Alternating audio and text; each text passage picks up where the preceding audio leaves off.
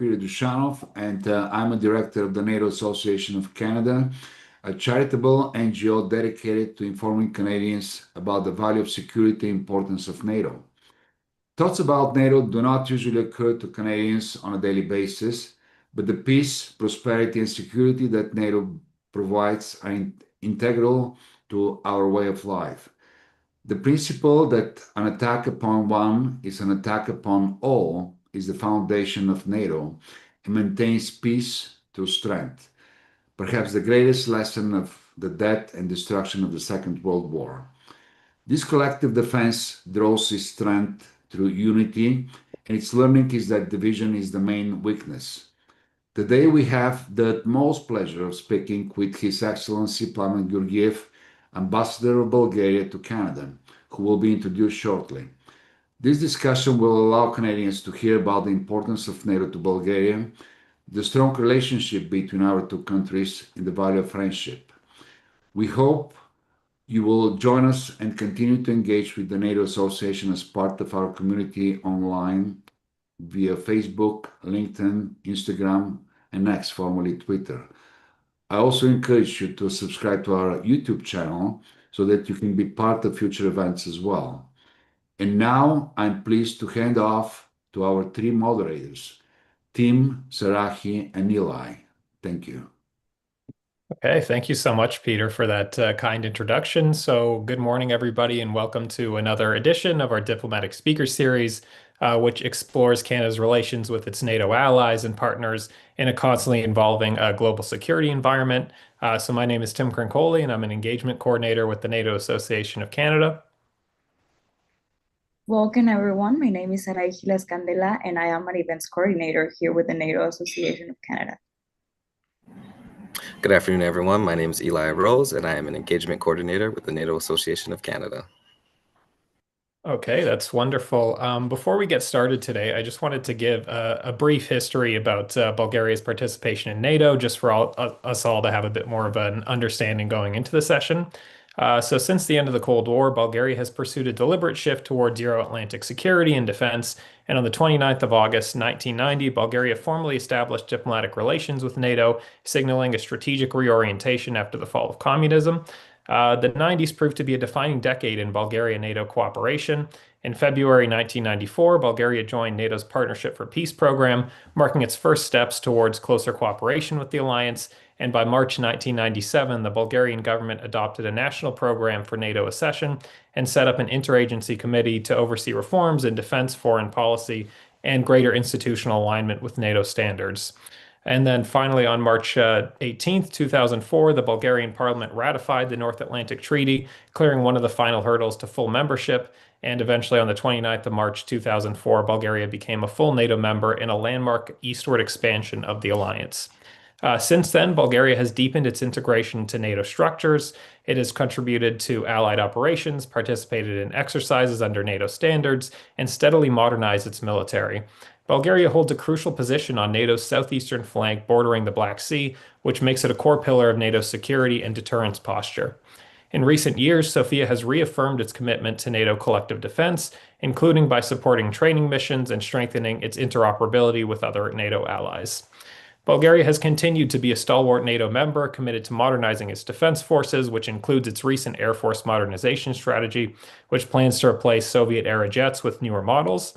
And on the 29th of March 2024, Bulgaria celebrated the 20th anniversary of its NATO membership with national declarations emphasizing the alliance remains a cornerstone of its security, sovereignty, and democratic development. For a Canadian audience, of course, which is always useful for us here, understanding Bulgaria's role in NATO highlights how transatlantic defense and security are deeply interconnected.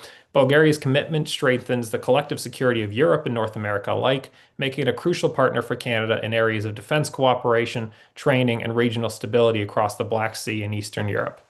And to briefly introduce our speaker here today, we're lucky enough to be joined by His Excellency Plamen Georgiev, who was born in 1973 in Sofia, Bulgaria. He holds advanced degrees in political science, including a PhD earned from universities within the European Union.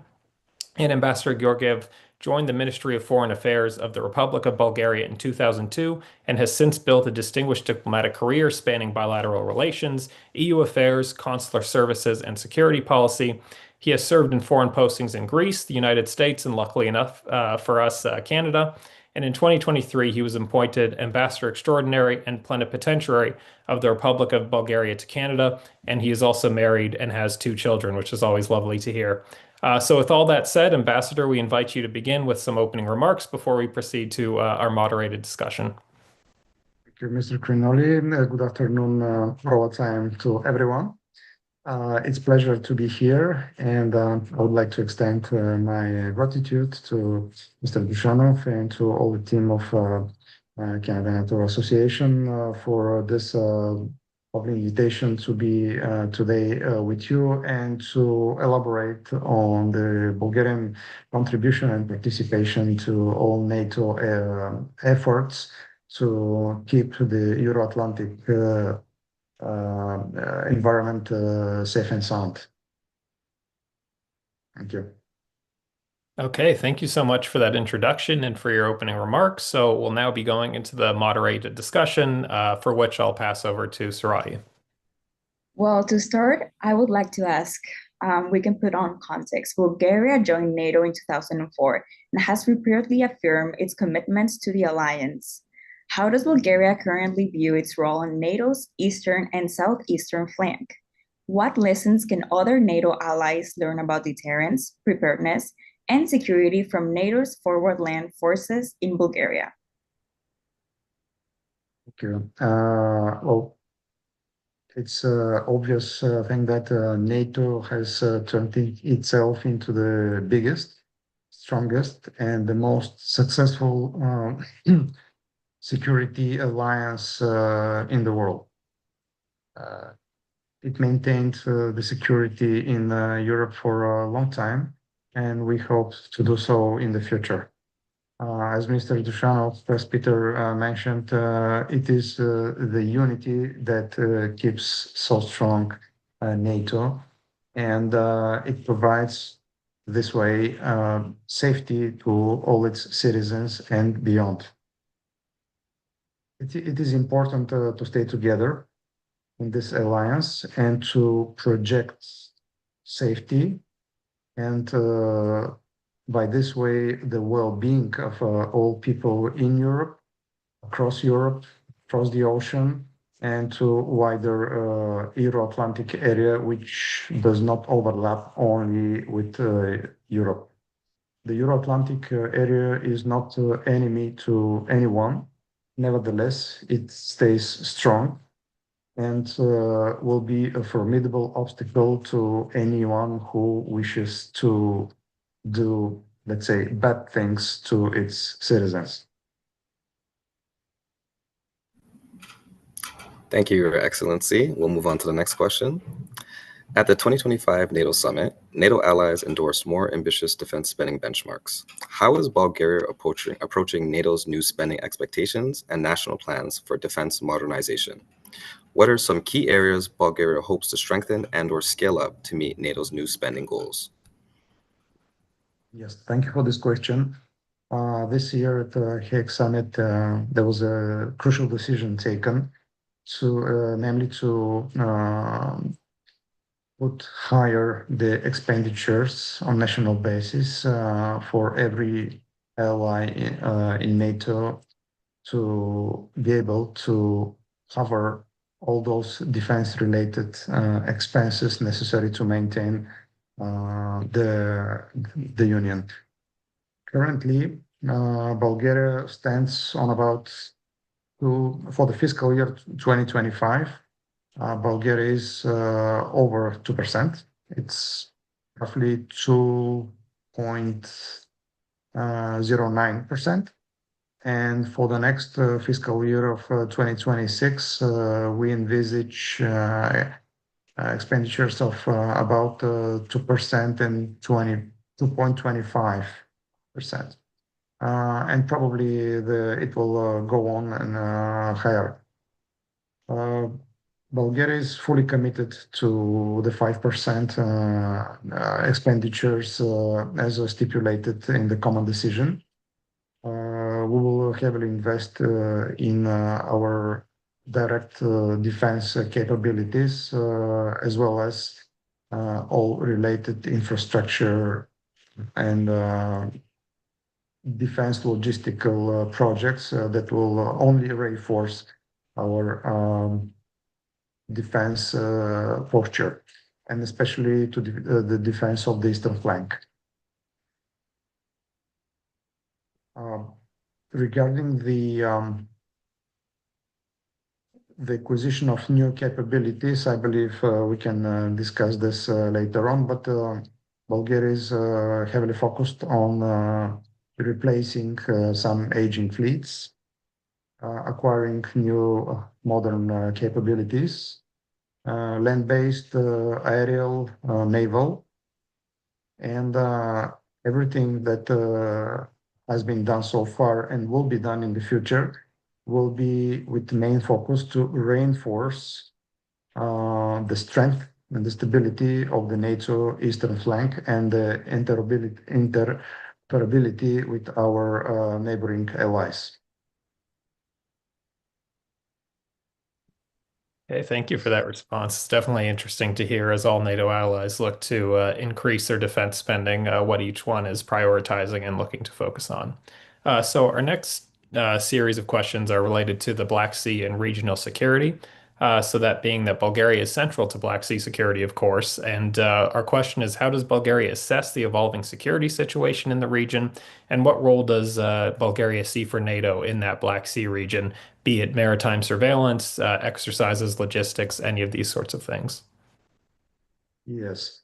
Well, you see, before the outbreak of the war in Ukraine and the Russian military aggression there, Black Sea was somehow not too much in the focus as it comes to its strategic location and its importance for the security of Europe, NATO, and the neighboring countries, because not all the countries around Black Sea are NATO countries. After the 2022, after the war, the outbreak of the war, it was obvious that Black Sea has a strategical location, strategical importance, especially with the new developments. There were many of them. You probably all know about the disruption of the grain flow from Ukraine that heavily impacted the third world countries. Many countries depend on resources that, for some reason, we omitted that they are passing by through Black Sea. But in the next years, there were a couple of strategies developed in this regard. One of them was the revised maritime security strategy from 2023.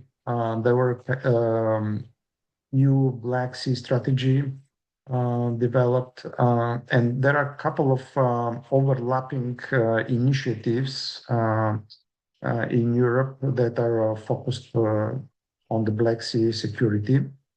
I believe that making good cohesion and synergy among all those elements will be very beneficial for Europe, for NATO, for our citizens, and for all those people who knowingly or unknowingly rely on the free maritime transportation through the Black Sea. Maybe I should mention that there is a white paper on European defense readiness 2030. There is a EU preparedness strategy. There is a EU internal security strategy, And also, there is a recently published European Defense Readiness Roadmap. So making it possible to the work on all those domains be conducted in a unified way to find the synergies and to avoid overlapping and duplicating efforts would be of great benefit, because we reached to the point when the efforts, the financing, the resources of the European Union can be better utilized if close coordinated with the NATO efforts, because our main goal is to stay safe and secure. This is the main priority of the European Union, along with the economical development and all other fields in which EU works, but also to keep the whole Black Sea region zone of peace, stability, prosperity.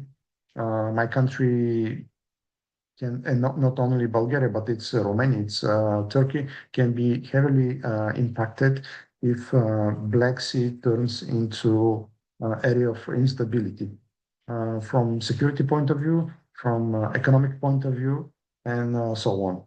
So it is why we should keep our unity, our strength, and precisely our focus on the Black Sea as a strategic place, which may hold the key for the stability of the wider European and Middle Eastern area security. Thank you so much on those very meaningful insights. Now, I would like to follow up on a comment you made up earlier. As NATO has increased its presence on its eastern flank since 2022, has Bulgaria seen measurable operational benefits from NATO battle groups and multinational units in or near its territory? If so, how? Yes, thank you for this question. Yes, indeed. As many countries of NATO, somehow in the years, the matter of rapid change of aging technology was put a little bit aside. And now with the war in Eastern Europe, it became evident that this cannot go any longer at the same pace. Long before the outbreak of the war in Ukraine, Bulgaria started heavily to invest in new technologies, new capabilities. One of the main directions was to replace the aging fleet of the Bulgarian Air Force. Currently, Bulgaria has started receiving the brand new ordered F-16s.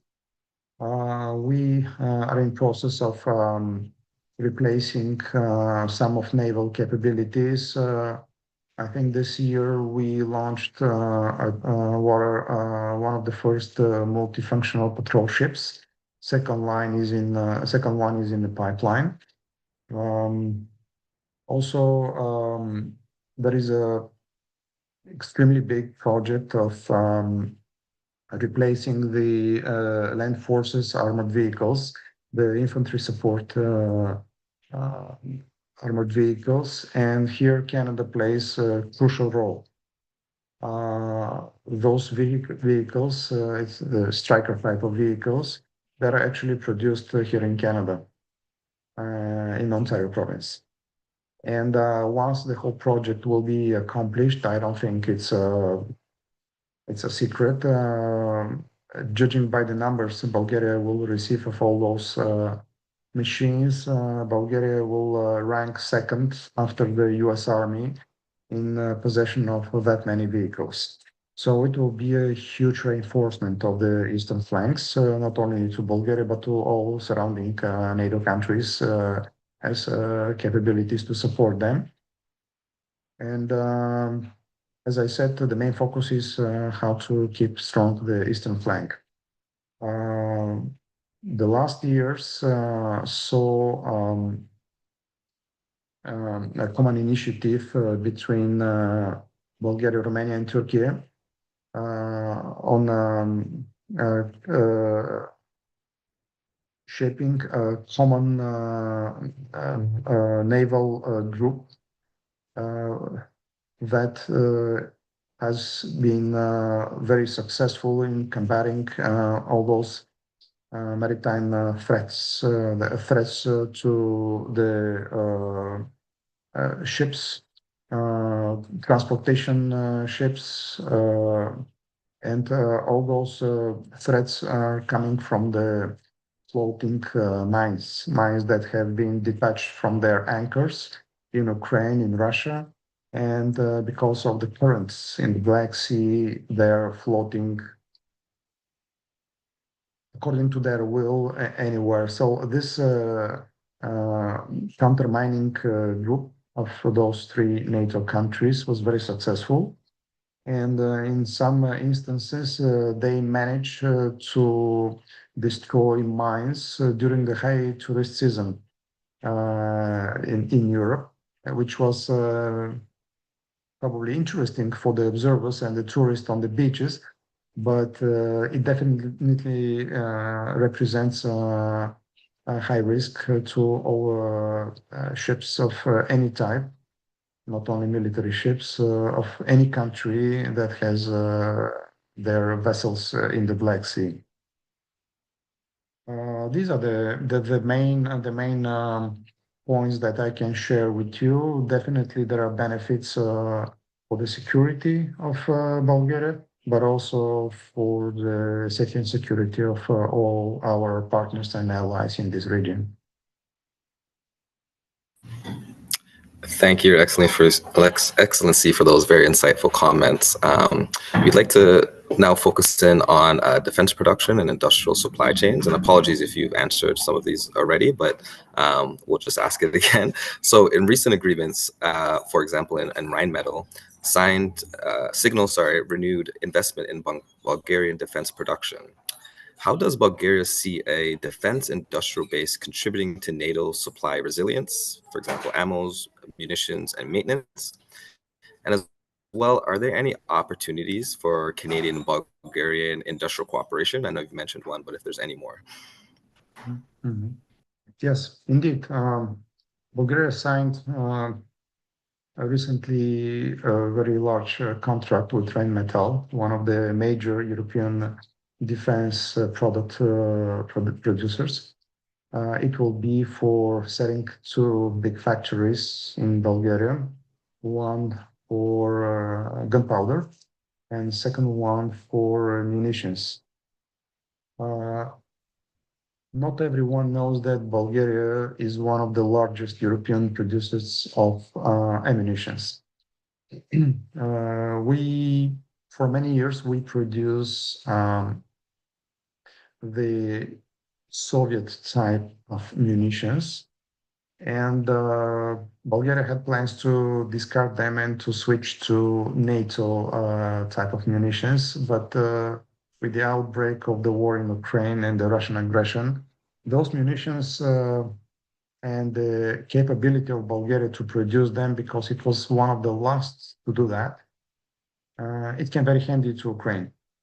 And it was a very big support to the defense efforts of Ukraine to sustain their ground, because all the equipment, the majority of the equipment in the defense equipment in Ukraine was still operational with those Soviet era munitions, which I think only Bulgaria and might be Slovakia were still producing, but the definitely larger producer was Bulgaria. So there are long-lasting traditions in my country to produce munitions. Now with the Rheinmetall contract, we will switch to producing also NATO caliber munitions. And we hope that this will very strongly diminish the lack of munitions these days. Apparently, the capability for fast launch of ammunition productions were not with us. And we had to do something. And when I say we, I mean NATO countries, to do something fast and successful to ramp up and scale the production of those munitions. You may have guns, but if you don't have munitions, you won't be successful in defending yourself. That's for sure. So one of the main components for the munitions and for many other defense products is the gunpowder.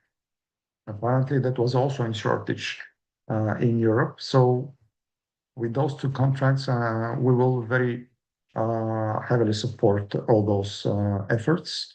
We will fill the gaps, and it will be of great benefit for the eastern flank to be heavily reinforced in its efforts to provide safety and security to its citizens.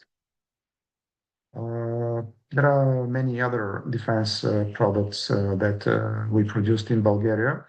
I will not go into details. I can just mention that the two big naval platforms, the two big patrol ships that are currently built in the Black Sea, in the shipyards in Varna, are Bulgarian made. So just one of the example. I hope many other platforms will be able to be built with local efforts. Because when we talk about defense, we always talk about financial resources, working places, and exchange of investments, exchange of experts, etc. Canada can play a very important role here. Canada has a lot of resources, good traditions, and we would highly welcome enhanced Canadian engagement into all those efforts to ramp up the production of defense items, defense technologies, and all those defense platforms that NATO is in need or will be in need in the future. Hey, thank you so much for that answer. It definitely covered a lot of ground. You've spoken about this next question a little bit, but I still would like to ask it because I think it's of interest for Canada as well in this context. That you were speaking about how Bulgaria had received the transfers of naval and mine countermeasure assets from NATO allies. And we wanted to ask, how are these transfers being integrated into Bulgaria's force structure and NATO interoperability plans? And I think where it's really prevalent to Canada is how we're modernizing our military as well and are going to be getting a lot of different technology, and just wanted to hear sort of Bulgaria's experience with that and how they dealt with issues, how smoothly it went, that sort of thing. Well, for obvious reasons, I cannot go into details with that, but I can share with you that the main answer is, well, this is what NATO is about. It is supporting friends and allies, providing help when it is necessary, where it is necessary. And with all those capabilities that we receive, and will receive, we will fill the gaps. We'll integrate them into our operative structures. And one of the greatest example is that, of course, Canada is highly engaged in the battle group in Latvia, but there is another battle group which is in Bulgaria, the battle group Bulgaria. It's one of the main pillars of the eastern flank, and it consists of 10 allied countries. It's under the lead of Italy as a framework country, but it's fully operational, fully equipped, and it's fully battle ready.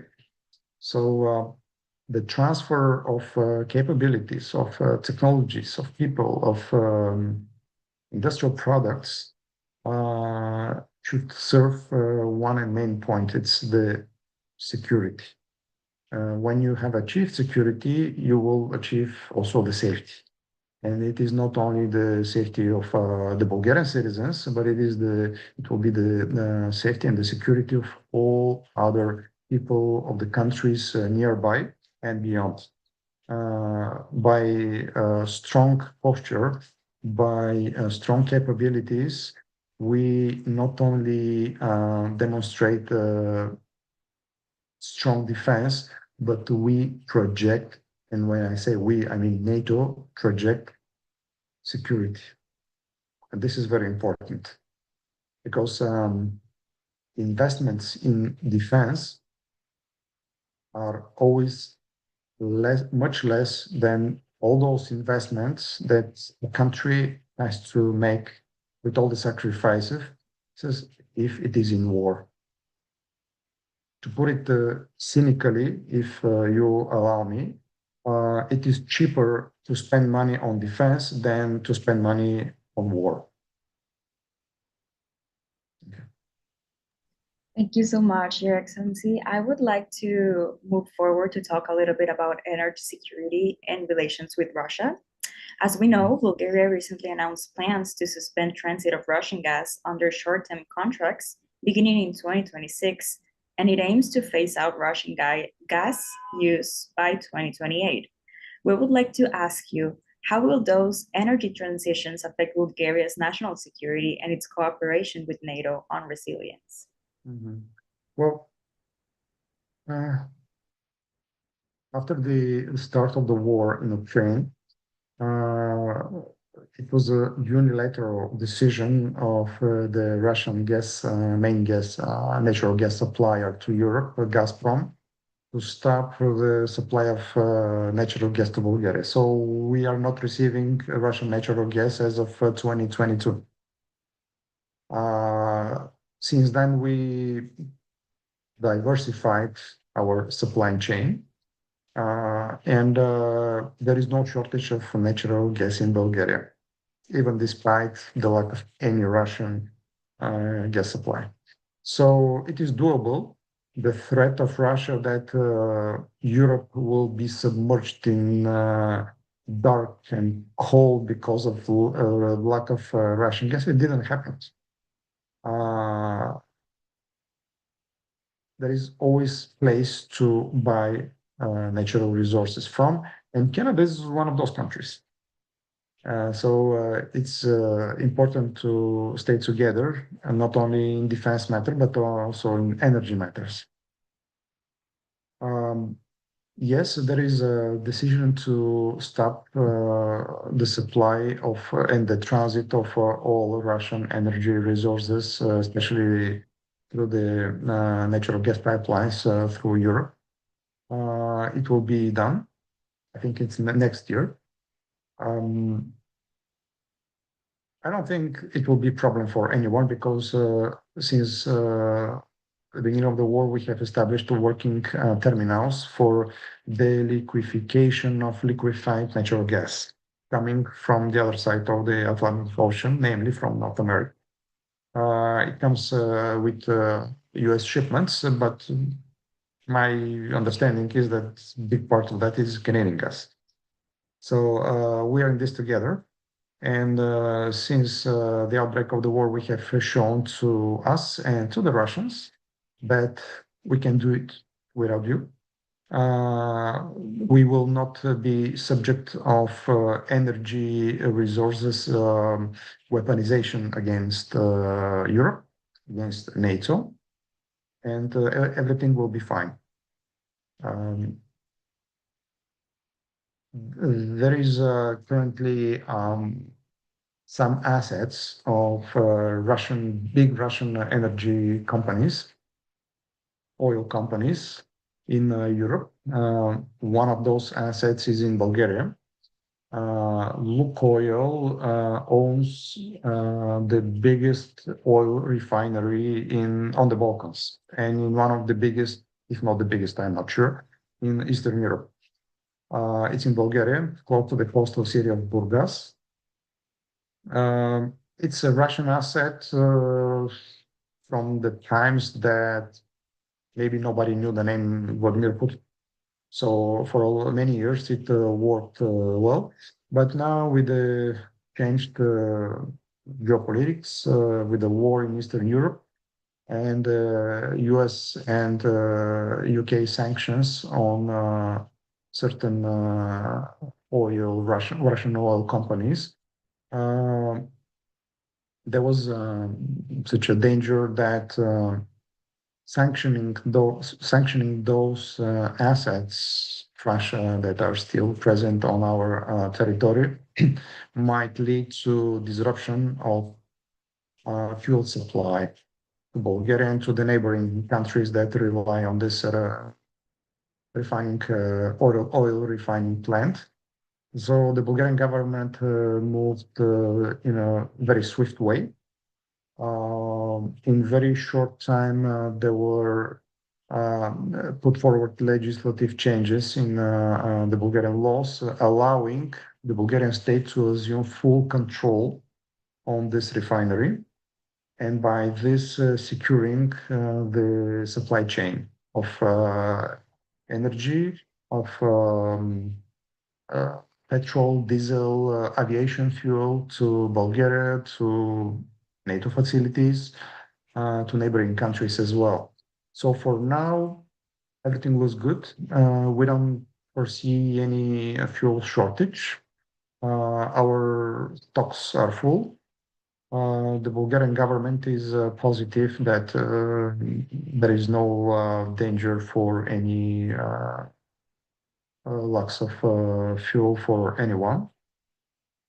And because of the introduction of a special Bulgarian envoy that takes charge of all operations of this Russian asset, with main focus not to allow any revenues to be dispatched to Russia in order to continue to finance their war machine. Because of this well-established system that was put in place a couple of days ago. Currently, this refining facility and all other businesses related to Lukoil in Bulgaria have received exemption from the sanctions of the US and the UK till the end of April 2026, and we'll see later on how it will go.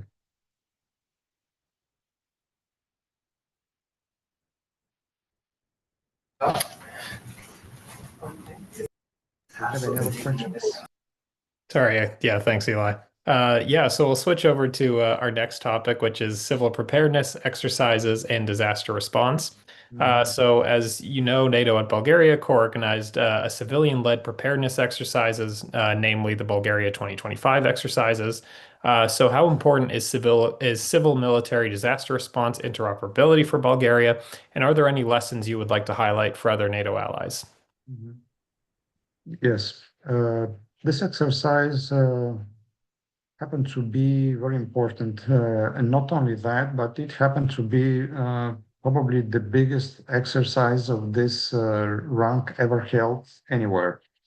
Apparently, the scale was very big, and for the first time, there was emergency preparedness exercise having more than 1,000 participants from 28 NATO countries, from 18 partner countries, and with the participation of 14 civilian organizations.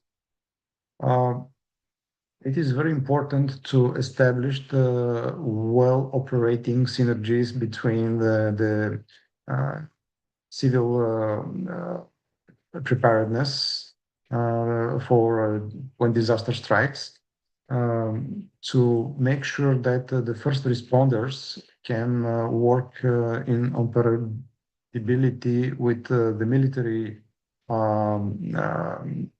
military organizations, military units and detachments that are nearby that can provide critical assistance in critical moment And I believe this is one very good approach to work together in cooperation of military and civil resources and assets, and to establish protocols for action in times which nobody can foresee, when disaster strikes, which nobody can tell where and when and how exactly and to what scale, but still to have in place plans, protocols, training of all those civil first responders, military responders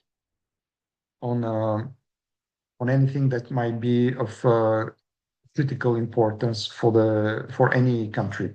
It's not only for Bulgaria, it's not only for the eastern flank countries, it's for everyone in NATO and Europe. You know that Canada in the last years had extensive forest fires, and it was not only the first responders, it was not only the firefighting services, but it was also the military capabilities that of Canada that were engaged in that. Same happens in Bulgaria.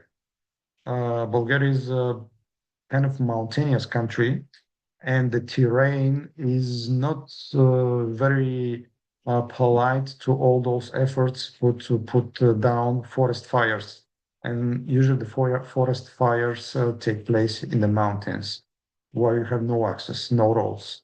And everything has to be done with air capabilities, firefighting capabilities. Here, Canada can also help. Canada is one of the notorious producers of water bombers. For mountainous country as Bulgaria, probably at some places it will be more useful to use helicopters to put down forest fires because of the uneven terrain. But even in Bulgaria, we might need the Canadian technology. During the last years, you might have noticed that European Union made substantial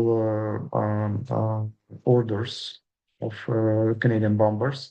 Also, separate European countries made those orders, like Greece, like Croatia, all countries that have easy access to vast water bassins that can help water bombers to supply in no time big quantities of water and to throw them over the spots of fire. There is an ongoing project of establishing EU firefighting capabilities that can be dispatched upon request of impacted country. It will be very important. And the more such fleets of water bombers is expanded, the better it will be for Europe, for the environment in Europe, especially given the latest climate changes. And I would say it will be also good for Canada and the working places in Canada, because it will, all this means investments, working places, families, and it also demonstrates how allies can work together to support together and to achieve common goals and to avoid human danger. Thank you, Your Excellency. This has been a very intriguing speaker series so far. So we just want to ask you a couple more questions as we zoom in on the Canada-Bulgaria relationship and cooperation. And so first question is, Canada has recently signed a new security and defense pact with the EU. What are some key areas where Canada and Bulgaria can scale up military cooperation? For example, training, logistics or defense industry? And as well, where would Sophia like deeper engagement with Ottawa? Mm-hmm. Mm-hmm.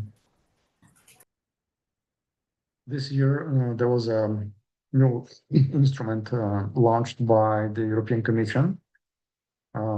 It's called SAFE, and it will be probably one of the largest ever defense-related instruments.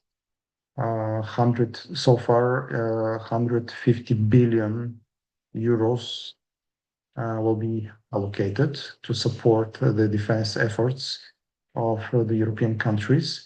And the only non-European country invited so far to participate on equal footing in this instrument is Canada. I believe this is a great opportunity for Canada. We would welcome Canada, and we would like to see more Canadian engagement in this because Canada can provide the crucial technology, manpower, and on its turn, it can receive working places. It will be good for the Canadian economy and for the technological development both sides of the ocean. Regarding Bulgaria, I believe the best way to go ahead, of course, yes, Canada has place to reinforce our efforts. And I believe we can mutually benefit as Canada and Bulgaria by combining such efforts. But the best way to go ahead, in my view, will be if the Canadian authorities decide to dispatch on the ground in Bulgaria defense experts who can go and directly talk to the Bulgarian military, to the Bulgarian economic operators engaged in defense-related products production. So they can, on expert level, see where there is need to produce something, where are big gaps to fill, and where exactly and how exactly we can successfully cooperate with minimum efforts and with the idea of maximum value added of the combined efforts. Canada has certain place in the European defense efforts. Our understanding is that doing things together will be more beneficial. It will be faster to achieve with bigger value added and for less money.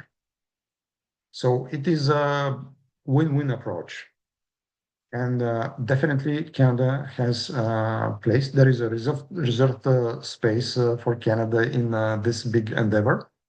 And I would like to highly stress that when we talk about defense and security, we do not talk about launching aggressive against anyone plans or technologies, but launching capabilities, shaping capabilities that can sustain us, that can support our economies, our technological development, the working places on both sides of the ocean, and to provide a higher sense of safety for all European and NATO and beyond citizens.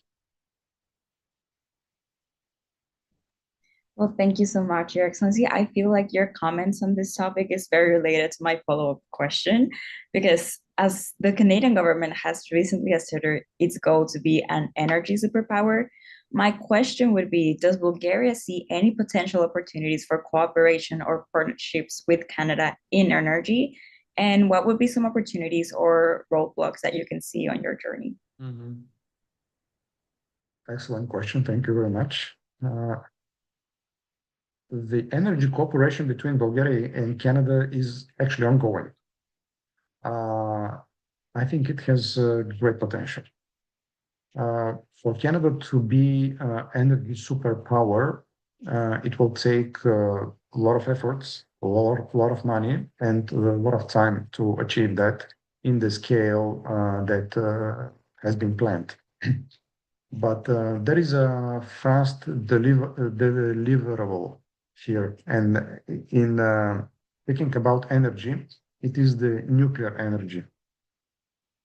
To extract all those energy resources Canada has, you need to, as Canadian society, invest a lot of money.